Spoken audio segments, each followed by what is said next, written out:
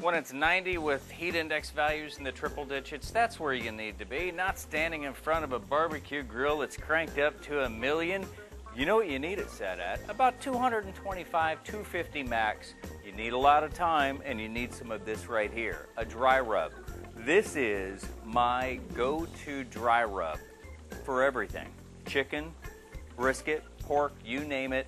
If you've got a lot of time to kill, or maybe just doing some lounging, this is the recipe you want right here. So we'll put all the amounts on Facebook, but let me just show you what we're working with. It all starts off with some paprika. I like the smoked paprika. You pay a little bit more for it, but it's got a great flavor. And let's jump all the way over to the other side of the plate. The other dark stuff is the base. That's going to be your chili powder. You know what this is. This is good old-fashioned kosher salt, some garlic. We've got ginger, mustard powder, cumin, onion powder, cayenne. Yeah, that pepper right there has got a little bit of heat to it, and then some brown sugar. You could take that and just throw it right here, or what I do is I just throw it in a nice old cur jar. I shake it up, and it's good to go. And being that it's called a rub and not a pat, that means you really got to get in there and rub it. So I start off with a good helping over top of my brisket, and I do that. Rub it in all the way around. And then when we get the top side done, we'll shake some off, we'll flip it over, and we'll do it again.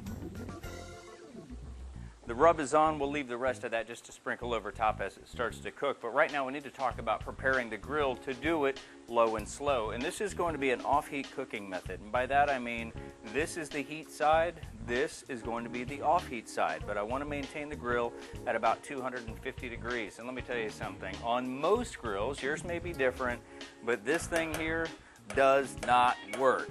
Or it works, but it just doesn't work accurately. So if you have another thermometer, they make oven thermometers, they make grill thermometers, have one of those so that you can check, open it once in a while just to make sure you're staying within about that 225 to 250 degrees max. You want something that truly is low and slow. All right, so we've got our brisket. It's got the rub all over it. Onto the indirect heat side.